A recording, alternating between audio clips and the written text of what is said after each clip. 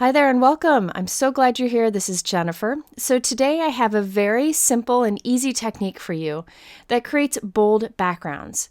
But more importantly, I am part of a Support the Ukraine blog hop that several different companies in the craft industry have put together to bring awareness, but also to share how these companies are doing different things to support those in the Ukraine.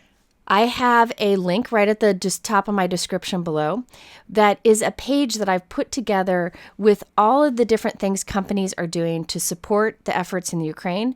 Some have unique products where the profits go to help them. Some are even offering discounts to you. I encourage you to check it out because I'm really impressed with all the ways that you can help in a crafty way, right? Also, I really need to mention that this video is heavily inspired by my friend Yana Smukula. Yana lives in the Ukraine. Yana's always been somebody who's inspired me. Her talent is unbelievable. She's always been a favorite card maker of mine. But lately, she has really inspired me with her bravery and how she really opens up about what it's like to be there right now. I will put a link to her YouTube channel up here on the top right, and I encourage you to follow her. She's very inspiring. So I'll have two cards inspired by Yana, and then I'll have this bonus card at the end that I just created for fun and wanted to share. Okay, let's get started with today's technique. I'll be using the Studio Katia Sunshine of Hope stamp set. Now, money from this does go to help those in the Ukraine. I'll have information about that below. And Katia designed this because she has ties to the folks in the Ukraine, so this set was very special to her. I really love the sentiments in here. It's something that you can use over and over again for lots of different cards, and there is a coordinating die available. Now, I'm going to do stamping and coloring today, but I'm doing fast coloring because you know me, I'm not great with coloring, so I'm keeping it simple. I'm placing a piece of white cardstock onto my Brutus Monroe stick and stamp mat, which by the way is back in stock. That will hold my cardstock in place as I do my stamping with my MISTI tool. I am inking up my stamp with Gina K Designs Obsidian Amalgam Black ink. I'm using this because I plan to use Copic markers, and this is a great ink for any coloring medium. Now my ink pad is starting to get dry. I need to get a re-inker, so you'll see me double or triple stamp some images because I really need to make it dark and crisp. Now I can pick up the cardstock and move it to a new position. And one of the nice things is with the sticky mat, you don't need to use the magnet if you don't want to. It'll stay put no matter what. I have the magnet there just out of habit. Now I'm just moving it so that I can change the position of my stamp. I want to fill in this background with as many stamped images as possible, squeezing them together the best that I can. And I want it to just have like a random look, so I'll rotate the stamp each time. Now this is inspired by Yana. Yana is amazing at covering a background, a cardstock background, with repeated stamped images. Then she colors them with Copic markers and then colors the background with a dark color for a bold look. Well, that's what inspired this video today. However, instead of coloring the images with Copic markers, which is something that takes me a really long time and something I don't really enjoy doing, I'm going to show you how you can use ink blending instead. So if you want to learn more about this kind of technique, I will link to a video Yana did with a similar kind of thing, and you can check that out too.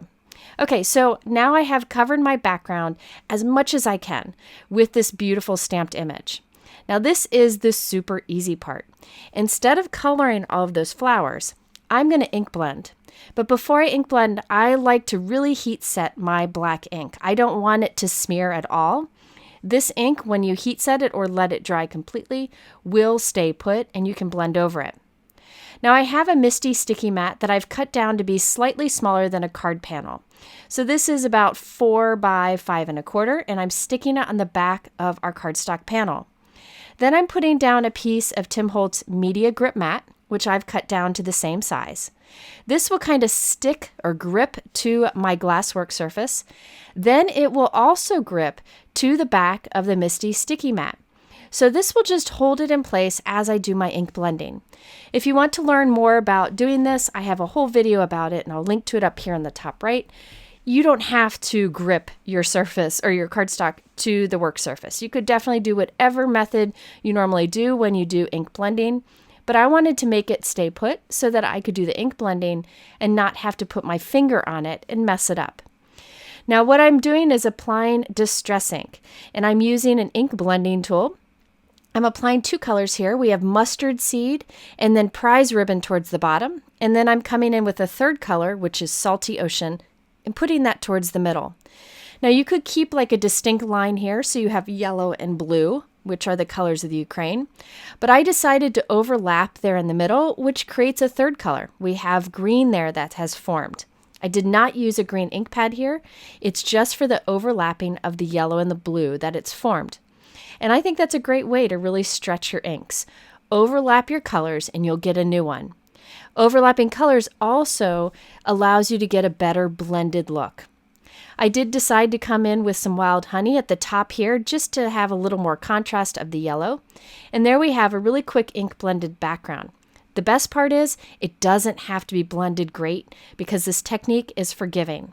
By the way, be sure to stick around for my second card in this video because I have another way of doing this technique where you can color the flowers more normal instead of this retro look. So stay tuned for that. Next, we want to add bold dark color around these flowers. Now you could use any black marker for this. A black Sharpie would be excellent. I'm using my black Copic marker, which is the 100 number marker. I feel like it works great for this technique, but again, a Sharpie would work well too.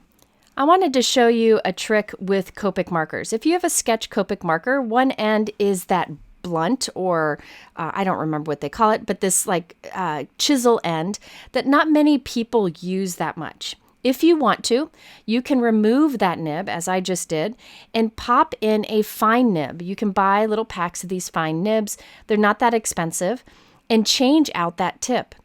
And I've done this with many of my favorite colors so that I have a brush tip on one side and a fine tip on the other. This really helps with getting into those nooks and crannies when you do coloring. You can see that the ink automatically kind of fills into that nib and you're ready to color with it. I'm pretty messy with my Copic, so every once in a while I take an alcohol swab to clean them up. But now I have a sketch marker with a fine tip and a brush tip, which I think is really good for getting into those nooks and crannies like we will be doing today. So now for the therapeutic part. All we're doing is coloring the background of this piece with black ink. Now this is my kind of coloring, right? Because it's effortless. All you got to do is stay in the lines the best you can. It's pretty forgiving actually, but there's no stress about blending or what colors to use or anything. You just fill in the background. So for me, this is magical coloring because I can relax while doing. So I'm used to using the brush tip, so that's what I'm using here, but you could use the fine tip if you prefer. You can use your Sharpie, whatever you want. I've got my cup of coffee here, I'm relaxing, and it really doesn't take long at all to color in the entire background black. And look how bold that is. Again, this is very heavily inspired by Yana. You could use like a dark navy or a dark blue here, whatever you want. Now let's do another example. This time I'm going to color the flowers more traditionally, but instead of using markers, I'll do ink blending again. For me, this is a huge time saver and it's less stressful. So I stamped a background just like before. I have it on my grips so it's staying still. And I am applying over the flower areas, I'm applying some yellows. Here I'm using scattered straw, but I'll add a few other yellows in. Here I'm coming in with squeezed lemonade because I really wanted the yellow to be brighter, and this is a much brighter yellow.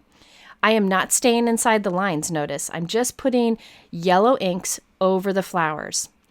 Now I'm using a blending brush to apply the darker wild honey towards the center and a little rusty hinge. So I am making it look like I colored these with markers, but really I just used quick ink blending, which for me is my comfort zone. If you're more comfortable coloring, you by all means can do some coloring here with whatever medium you want. You don't even have to stay in lines when you do coloring with this technique because we will fill the outside area with black marker again. So here I'm using a few different shades of green Distress Ink. You could use other dye inks here for this technique. I just use Distress Inks because that's what I'm used to doing ink blending with, and the colors can't be beat. Okay, so after I've done those, I'm going to leave the stems of the flower as is. I will end up coloring them brown later. I know they should probably be green, but I wanted pops of other color in there. So now I'm filling in the entire background with my black marker. No one will ever know I did quick ink blending that went outside of the lines because we're covering it with the black. Now I'm coming in with some brown marker to get into those smaller areas. I could have used a smaller blending tool to apply brown ink there, but I thought it was fast enough to just add a little bit of marker. You could use whatever markers you have. I use Copic markers because that's what I work best with, believe it or not. Okay, so now I wanted to add some dark to the center of the flowers, so I'm coming in with some dark brown marker and just adding some depth there, but I'm not putting effort into blending. I don't really want to spend my time doing that. I really wanted to just create a bold card quickly, but you definitely could if you wanted to. Now I'm going in over those little leaves at the base of the flower. They were colored yellow because of my quick blending. And I'm just going over it with a green marker to change the color.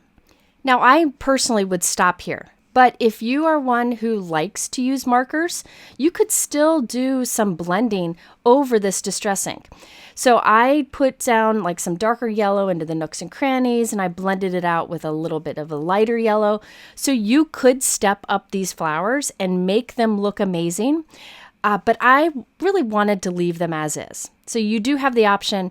If you want to learn more about doing amazing Copic coloring, I will link to Kathy Rakusen's channel here. Nobody does it better, and she would really make this stamp set shine. But again, I just want to do bold coloring pretty quickly so that I can create a card inspired by Yana. All right, so here are two bold backgrounds. The first one definitely was faster than the second, but not that much. I mean, it only took me about an hour to make both of those. Okay, so now for the sentiments to add. I wanted my die cut words to really match the black of the background. So I took that same black marker and I just scribbled it onto white cardstock so that I could die cut from that black marker area. I'm using the Simon Says Stamp Miss You dies and also the friend die from the Gina K Designs Master Layouts 9 die set. So I die cut the word friend and the word miss you from the black that I colored with the marker. Now these sentiments are going on bold backgrounds, right? There are two things I like to do with my sentiments when I have a bold background. One is to use a die set that has a shadow die included. By having the white shadow die cut with our sentiment on top of it, it'll stand out more against the bold background. Both of these die sets have the shadow die included. The other thing I like to do with bold backgrounds is stack my die cut sentiments so they stand out even more against the bold background. So you'll see that Miss You shadow die cut there at the top. Now that is two glued together, so it has some dimension. This Miss You word, I did two white die cuts glued together and then the black one on top. And I'll add that to our shadow die cut. So this is really layered and has a lot of dimension to it. It takes a few minutes to do this, but it is definitely worth the effort in the end because this will stand out against our bold background. And it looks very finished, I guess you would say, because it's almost like a chipboard piece that you created, not just two layers of cardstock glued together. So again, that white shadow is 2 thick, the Miss You is 3 thick. I really wanted to demonstrate this in a video again because I get a lot of questions about why I do this. If you've never stacked die cuts, I encourage you to try it once. I think if you see it, you'll really like it and probably do it again and again. The nice thing is this white cardstock can be an inexpensive white cardstock. They could even be scraps because look at, I just covered it with the black cardstock on top. So I keep all of my little scraps of white cardstock so that I can do things like this, even my mess ups. So now take a closer look at this. Look how beautiful that looks. It really stands out nicely and it'll pop against that bold background we did. And I will do the same thing with the friend die from Gina K on the other card. Now for a little sentiment strip on here, I use the Photoplay Hey, Hello, Hi stamp set. I like the Photoplay stamp sets. They have a bunch of them because they're tiny little sentiments that work great on sentiment strips. And you can team them up with whatever bigger word dies or sentiments you have. So I chose 3 from this particular set. And then I also use the Photoplay sentiment strip die set. I use this one a lot because it cuts really narrow sentiment strips, so you can easily add them into nooks and crannies on your card. So here I'm just stamping those sentiments with black ink. I like to first stamp lightly, then stamp it again so that I get a nice crisp result. Now I'll use those little dies to cut these out. There are a bunch of different length dies, but really I usually use the longer ones and cut the end shorter to be exactly what I need. It's very easy to see through these to make sure your sentiment is centered in the die cut area. If you're looking for another way to cut your sentiment strips without dies, I will link to a video with a trick showing that up here in the top right. But I really like these because they cut them nice and clean and easy to line up. You'll notice that I stamped 3 sentiments and die cut 3 sentiments, but I only need 2. That's so I could choose which one I felt fit best on the card, and I'll save the other for later. Now this scrap here, this is something I always do with my scraps before I throw them away. I go around the edge and cut off the extra little bits. So I have these white cardstock strips. I do this all the time and I keep them in a little mug in my craft room. And whenever I add a sentiment strip to my card, I glue a couple of these little strips on the back.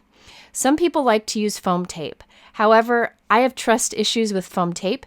First of all, it doesn't hold up real well in the mail if you use little pieces of foam tape. The other thing is that I've noticed foam tape gets kind of yellowed and dried over time. So by using these scraps, I'm saving money, I'm using up scraps, and I'm ending up with stronger, more secure sentiments. So this will hold up through the mail better.